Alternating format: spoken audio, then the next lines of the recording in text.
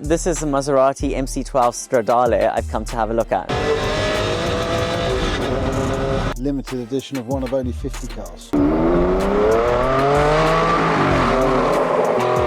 Buying this car would be another childhood dream. Joe, thank you for having us and showing us around. I've seen the more impressive selection of cars here than anywhere else in the world.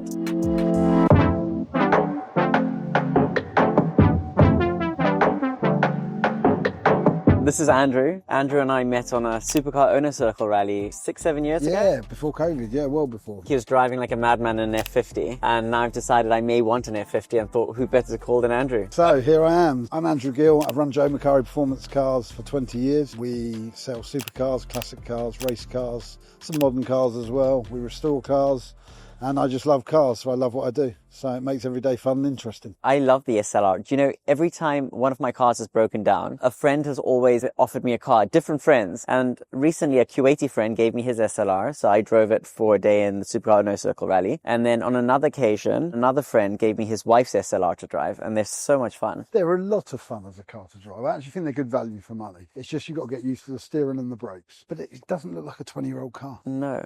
I think it's a perfect car for a girl. When I get married, I want to buy my wife one. I really get it. It's comfortable, it's elegant, it's fast. And it's reliable, and it's smooth, it makes good noise, and it's easy to drive. But it doesn't look 20 years old. I think it's a very timeless design. It's just the maintenance costs are slightly higher than they should be, but the specialists in the market now are really looking after them well. The trio back then was this, Carrera GT, and Enzo. And Enzo. You can't compare the price on this versus those. Not comparable in any which way. And do you think it'll catch up eventually? It'll never catch up. Why? Because it's not at that level as from a drive. And the gap has got too big for it to gain that much in that period of time. However, it will definitely improve and increase. So this is a Maserati MC12 Stradale I've come to have a look at. Here it is, sitting here in blue and white in its original factory colours. Limited edition of one of only 50 cars. And is this the long nose or the short nose one? It's effectively long, but there's a very, very limited difference. And the irony is, in the world of Maserati, if you go to their parts catalogue, there's only one parts catalogue. If you bump it, then it ends up being the same size as all the others. Yes, correct. There's only one bumper, there's only one bonnet. It's just the actual chassis and how they designed it. They say some are longer than the others, some are shorter due to production. So it has a removable roof, which literally just clips in front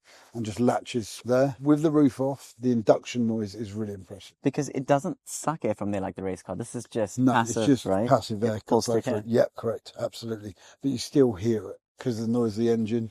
It's quite a noisy engine in its own way, rather than exhaust noise, the actual engine, because of how it was mounted and how the engine's configured. But traditional paint scheme in blue and white, they're just a great usable car. You wouldn't think it's usable. Look at the size of it. I know, but once you've driven it and we'll go out on the road in it, once you drive it, you realise it's actually not as big and ostentatious as it looks. It's actually quite a compliant, usable car. And actually some very funny comparisons between this and an Enzo. If you put this and an Enzo side by side, effectively the chassis is the same, the monocoque's the same, the running gear's the same, the wheelbase is longer, and the suspension is so advanced compared to an Enzo. Really? It's a lot more advanced in its own way, and it's got some features on this that an Enzo doesn't have, even in gearbox software. And it's got an additional gear. It's got a half gear for manoeuvring the car, which Enzo doesn't have. And where does that fit in?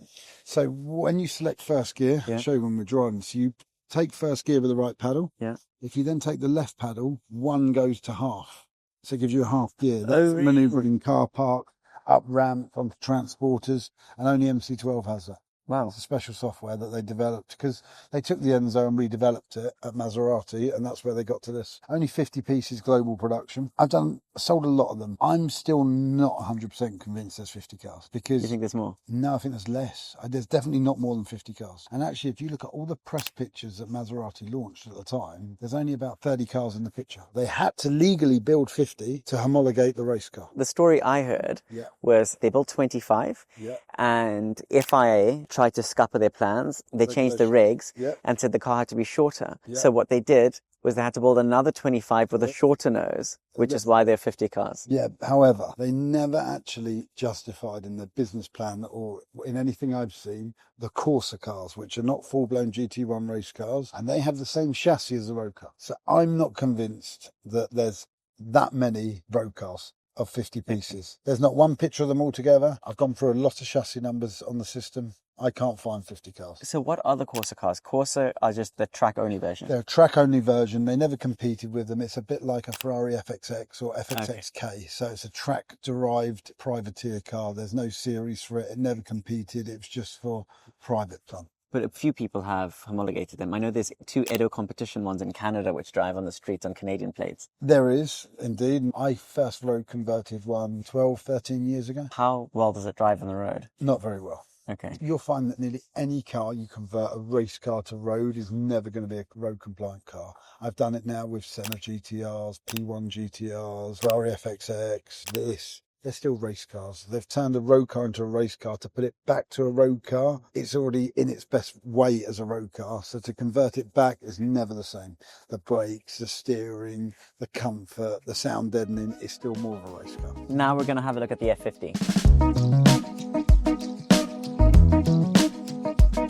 So my dream car is a CRK GTR, but it's a bit out of my budget, which is why I think the MC12 sort of gets you close to it. It really gets you very close to it. Absolutely, completely. And in racing terms, in its day, it was a far more successful car. I thought your dream car was a McLaren F1. And a McLaren F1. There's a lot of dream cars. Okay, fair enough. There's dream car garages, I get it. I still play this game on a daily basis, right? Really? So what's your 3 for today? MC12 is in my top 3. Really? Yeah.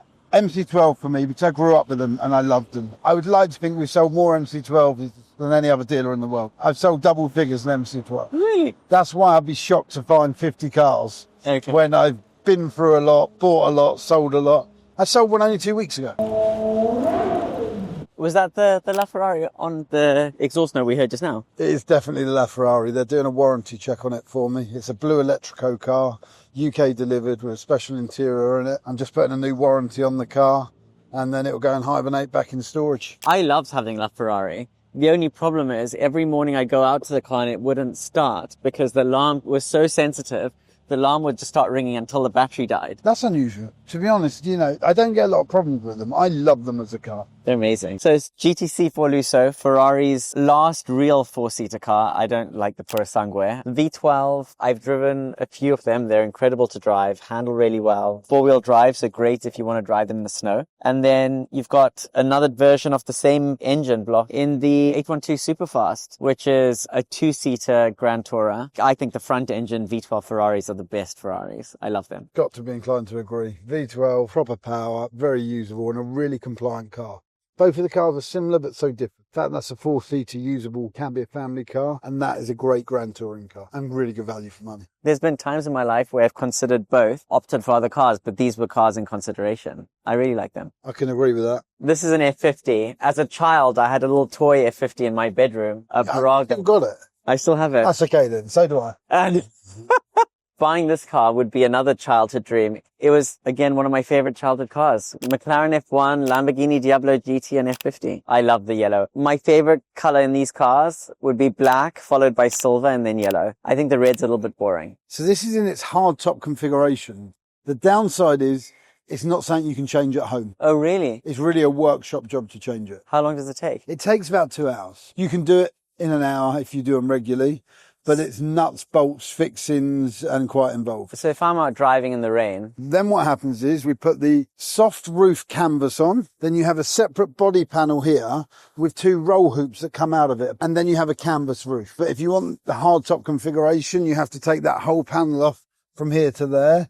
And then you fit a new panel, which is from there to there, with a soft configuration. I didn't know that. Seeing the F50, I prefer the F50. And the fabric canvas you can drive at high speeds. No. Fabric is limited to 100 kilometers an hour, and it really is. Okay. You can do 120 kilometers an hour. I've lost one above that speed. I would not advise it. Okay. It's held in with 2 little thumb screws, and the air gets between it, and it's like a tent.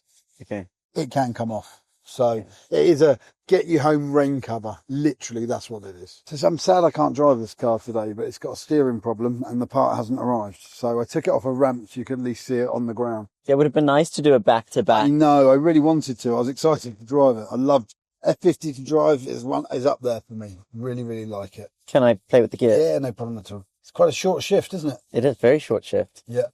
It's a bit of an offset driving position. It does. Get It's very not. used to it. It's not a very natural driving position. It feels old when you sit in it. It does. Can we start it? Yeah.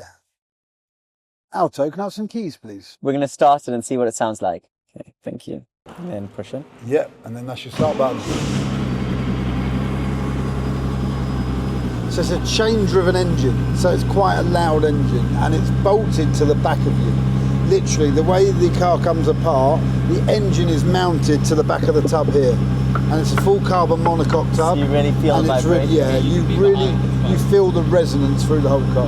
Is this the same car you were driving at SOC? No, it's it was a different a yellow car. one, though. It was a yellow car. It was Joe's own car. No, this is a different car. Joe doesn't have his car anymore. He changed it for a Ferrari F50. And he prefers it? No, I don't think he prefers it. It's just that he wanted something different. He'd had an F40, he'd had an F50, and he just wanted a change. I wouldn't say it's not a better car. It's so different. I don't think they're very comparable in their own way. It's a good enough temperature. It's fine, yeah. Really feel it. Yeah. Really feel it. You're like connected to the whole car. It's not what I was expecting now that I'm in it. You know, I expected like fast revving and like... Because of the way the power comes in and everything, it's not like that. You know, it's a lot of torque, but it is 12 cylinders with a nice amount of power. But it's very progressive. Where an F40, for example, where the turbo's cut in, it really kicks in. Yeah. This isn't like that. It's a very progressive kind of power. Thanks, Andy. No, my pleasure. But when you compare the driving position in this to the Maserati, it's so different. I think time is its own thing. Yeah. And an Enzo driving position is the same as an MC12. It is quite a lot like the Carrera GT. It's similar in a lot of ways to a Carrera GT. There was a lot of resemblance over the years. Obviously, Carrera GT is a newer car, but there's a lot of similarities. You have a Carrera GT still. I have one, yeah. This is very close to a Carrera GT in its own way. So maybe it makes sense to get an MC12 because it's a different experience. This is a very similar experience to a Carrera GT. Do you know what? It's probably one of the only semi-comparable cars because it's manual, because it's convertible, you know, with a very similar roof configuration, T-bar removal. It's a very similar car. The driving experience is different. I don't know, there's something about the noise of a V10 that's like nothing else for me. I don't know. As much as I love 12 cylinders, the noise of a Carrera GT or a Lexus LFA is just in a different world. Well, having said that, maybe the Maserati is the better option. Maybe. Well, let's go and have a drive and see what you think. I love that you can see right through the mist. It's pretty pretty, isn't it? Joe, thank you for having us and showing us around. Joe is probably the most well-known hypercar dealer in the UK or amongst the world, right? I don't know about that. We just potter around and try and fix some cars and sell some stuff. I've seen the more impressive selection of cars here than anywhere else in the world. Very kind, thank you. We like doing them. So we're in a win-win because we get to fix them and sell them and actually still like them. Long may that continue. Joe's going to show us some of his favourite classics. That's Purple Bridget. I can't take all the credit for. A friend of mine wanted to make his own colour and we kept playing with it until we got the colour where he wanted it. And then he had an ex-girlfriend called Bridget, so it became a Bridget. His wife still doesn't have that Bridget.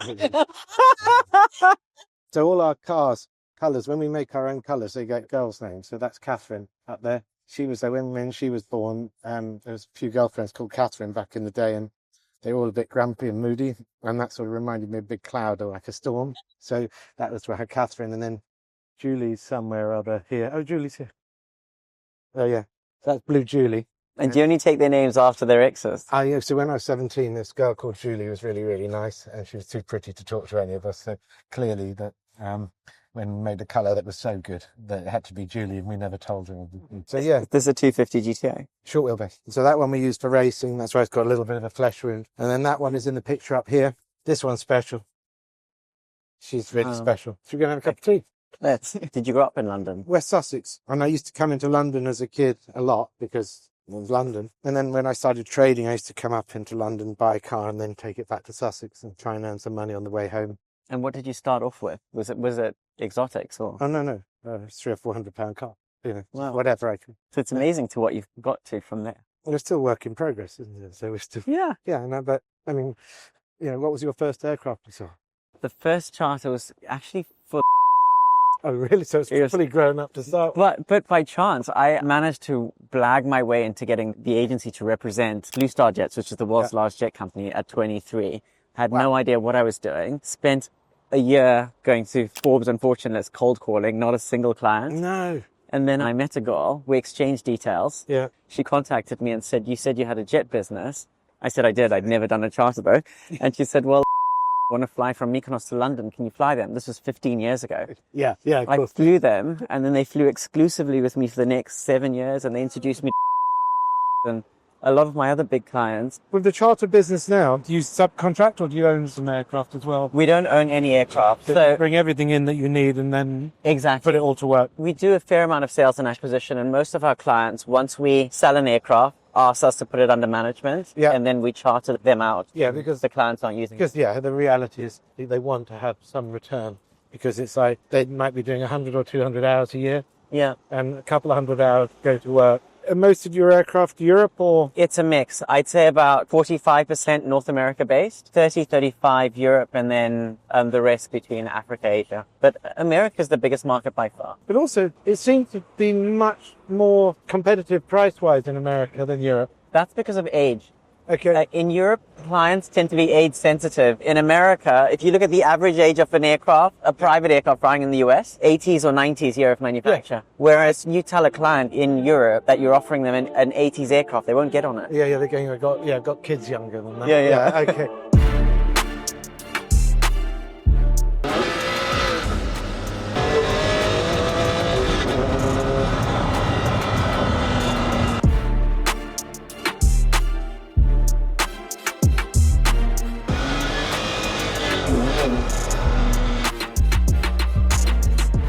Just got up from driving the car. Initially, I was a little bit underwhelmed, not what I was expecting, but the more I drove it, the more I liked it. I think it takes a while to get in the rhythm of it, but it's a really nice car. As I said, the more it's driven, the more you get used to the car, the more you get used to the gearbox, how the power flows through the car, the more miles you put on it, and the more you drive it under loads. So when the roads are open and clear, or you're driving on a mountain road or a highway, or even around the track or whatever, the more the car talks to you, feels alive, it's more compliant.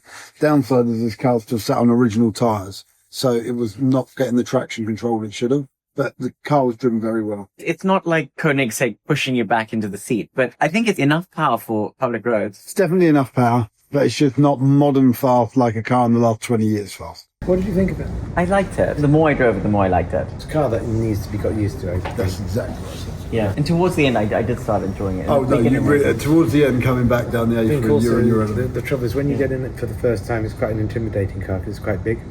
So until you get used to its size, because actually it's not as big as it looks, and once you get used to its size, and then you start to drive it for what it is, and learn to drive it, then the car comes another level. But also sometimes it's good to know what you don't know, and then it's easier to get what you do.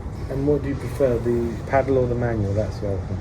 In general, I prefer manual. MC12 will start, it'll always work. F50, always work. So these cars are stuff that we've known since they were new, so we were brought up with them. The MC12 is an evolution of the F50 in reality, because MC12 is an evolution of Enzo. It's an Enzo with mechanical gear-driven cams, and they did that because they wanted to make the engine super reliable and super powerful for racing.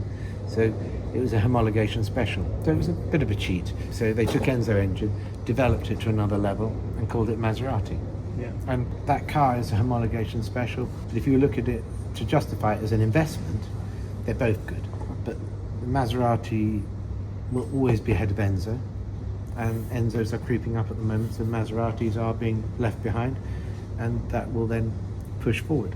F50's already had a huge push, and Enzo's now starting to come forward. Maserati's been forgotten because when there's only 40 or 50 in the world, when there's no market being sold, it's quite hard to set the market price again. And same as all things. So you can have almost too few, then it sort of goes against it. This has to be a purchase of passion. You've got to go, I really like you. And most of it's got to be when you walk out of the house and you go, and that's it. And colour, I think, comes into it as well. It's got to be your grown-up call. So. When you have the F50 running, could you take me out for a drive in it? And then we compare the two. Yes. That's here for work, but it's in bond, so it has to go back into a bonded warehouse as soon as we finish work on it. We'll get one in the next week or so. We'll get one, then you can go and have a drive of it and see what you think. We'll work with you whichever way you want. No, It'll be an absolute pleasure. Really. Thank you both for your time and sharing your time. If you've enjoyed this video, stay tuned and subscribe. There's plenty more ahead.